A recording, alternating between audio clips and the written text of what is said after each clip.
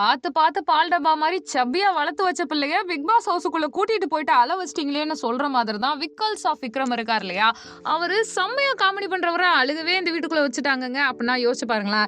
இன்னைக்கு அவருடைய பயோ பத்தி தான் நாம இந்த வீடியோல பார்க்க போறோம். விக்கல்ஸ் ஆஃப் விக்ரம். இவர் பேசும்போதே நல்லா நக்கலான தொனி இருக்கனால விக்கல் நக்கல்னு தான் அந்த சேனல் 2018ல ஆரம்பிச்சிருக்காங்க. ஃபர்ஸ்ட் விஷயம் என்ன அப்படின்னு யோசிக்கும் போது இவர் நல்லா நையாண்டி பண்ணிட்டு வாயடிச்சிட்டே இருப்பாராம். ஃப்ரெண்டு தான் ஒருத்தர் சொல்லியிருக்காரு, நீ நல்லா பேசு ஏதாவது ட்ரை பண்ணணும் போது அந்த ஸ்டாண்ட் அப் காமெடி அப்படின்ற ஜானரை செலக்ட் பண்ணியிருக்காங்க. ஃபர்ஸ்ட் பெருசா வரவேற்பு இல்லை. ஏன்னா ஸ்டாண்ட் அப் காமெடி அப்படின்றது எல்லா இடத்துலையும் ஒர்க் அவுட் ஆகாது. எலைட் பீப்புளுக்கான ஒரு மீடியம். எல்லாருக்கும் பிடிக்குமா, எல்லாருக்கும் செட் ஆகுமா, முதல்ல நாம ஒழுங்கா பண்ணுவோமான்றது அது ஒரு பெரிய வேலை. ஸோ அதில் இவர் நிறைய மாட்டியிருக்காரு. 10 நிமிஷத்துக்கு ப்ரிப்பேர் பண்ணிட்டு போயிட்டு 4 நிமிஷத்துக்கு பண்ண சொல்லி கடைசியில் அது சொதப்பி இவர் அழுது இது எல்லாமே நடந்திருக்கு. அதுக்கப்புறமும் இடையில இடையில நிறைய வாய்ப்புகள் இனிமே நடக்காதுன்னு நினைக்கும் போது கிடைத்த வாய்ப்புகள் இவரை கொண்டு வந்து மேலே கொண்டு வந்திருக்கு. நமக்கு விக்ரம் அப்படின்னா யாருன்னு தெரியறதுக்கு ரீசன் அந்த ராவடி சாங் இருக்கு இல்லையா? அதை வந்து ஏஆர் ரகுமான், ஸ்நேகன் அவர்கள் அந்த பாடகி எல்லாம் சேர்ந்து ரீக்ரியேட் பண்ணியிருப்பாங்க. இவர் தான் ஃபர்ஸ்ட் அந்த விஷயத்த பண்ணியிருப்பாங்க. ஒருவேளை டப்பிங் ஸ்டுடியோ, ரெக்கார்டிங் ஸ்டுடியோல இப்படி கூட நடந்திருக்கலாம்னு சொல்லிட்டு இவர் சேனலை பார்த்து நிறைய சேனல்ஸ் அதெல்லாம் பண்ணாலுமே இந்த சேனல் மாதிரி அந்த அளவுக்கு குவாலிட்டியா அதை கொடுக்கவே முடியாது. நிறைய முற்போக்குத்தனமான கருத்துக்கள் எல்லாத்தையுமே ஃபன்னா, கலாயா, ஜாலியா ஃபன்னா கொடுக்கக்கூடிய அந்த ஒரு டேலண்ட் இவர்கிட்ட அள்ளி கிடக்குது. கொட்டி கொட்டி என்ஜாய் பண்ணலாம். அண்ட் முக்கியமா இவரை பத்தி சொல்லணும்னா இவர் லா படிச்சிருக்காரு, இன்ஜினியர் படிச்சிருக்காரு. இது நம்ம யாருக்குமே தெரியாது. அவங்க அப்பா இதை தான் மென்ஷன் பண்ணுவாங்க. நம்ம வீடுகள்லையும் பேரண்ட்ஸ் இருப்பாங்க. மீடியா லைன்லலாம் சூஸ் பண்ண எல்லாருக்குமே இந்த அடி விழுகும். நம்ம பேரண்ட்ஸ் நம்ம பார்க்குற வேலையை சொல்லவே மாட்டாங்க. இவங்க வீட்லயும் அப்படிதான். இவரை யாருமே நம்பவே இல்லையா? ரொம்ப நாளுக்கு அப்புறம் இவர் ஃபேம் ஆனதுக்கு அப்புறமா தான் இப்ப சொல்லிட்டு இருக்காங்களா.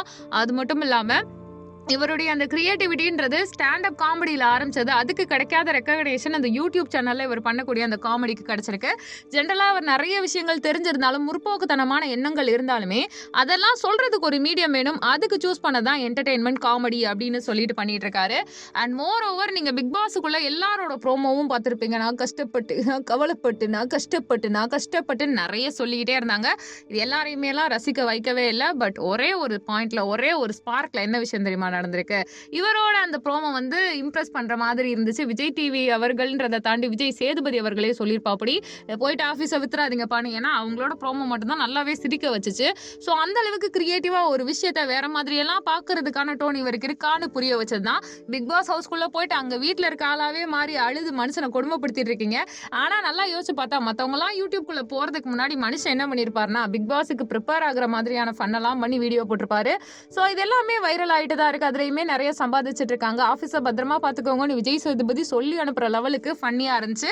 சோ இவர் நிறையவே சிரிக்க வைப்பாரு அப்படின்னு நம்பி உள்ள போயிருக்காரு. ஆனா அழ வச்சிட்டாங்க. மனுஷன் நிறைய சிரிக்க வைக்கணும், நிறைய ஃபன் பண்ணணும், நிறைய அவங்களுக்குள்ள காம்போ இருக்கணும், ஏதாவது கிரியேட்டிவா பண்ணா சூப்பரா இருக்கும்ன்றது ஒவ்வொருத்தருடைய எதிர்பார்ப்பு.